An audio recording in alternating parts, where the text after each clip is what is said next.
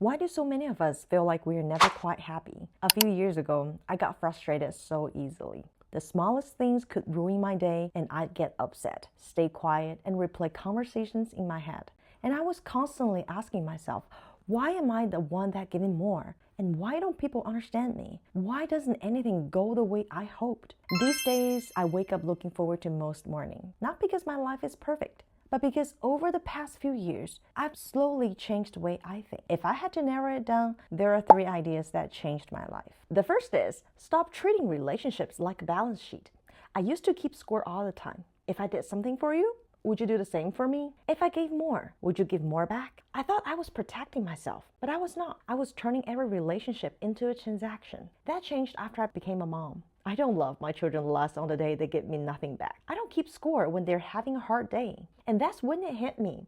The relationships that bring us most joy aren't built on keeping score. So I stopped asking, what will I get back? And started asking, is this the kind of person I want to be? Ironically, once I stopped keeping score, I found it's easier to love people and easier to notice how much love was already around me. The second is this: spend less time on your phone and more time with real people. Not long ago, I took my parents on a trip with my aunt and uncle. There's one moment I still think about. They were teasing each other, laughing, being completely themselves. I remember standing there thinking, this is happiness. Not watching someone else's life online, not seeing where someone traveled or what someone bought, just watching the people you love. Since then, I've tried to put my phone down more often. At dinner, we actually talk. When we go for a walk, I leave my phone behind. On the weekend, we get out. I realized that real connection heals us in a way scrolling can never do. The third is gratitude. At the end of the day, I used to remember everything that went wrong.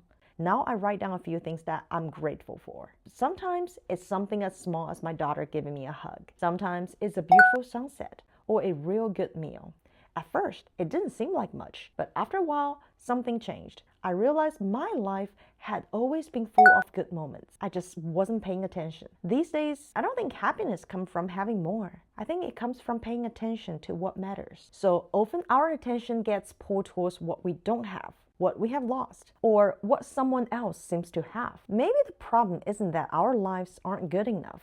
Maybe we've just been looking into the wrong direction. Happiness isn't about having more. It's about noticing what have been there all along.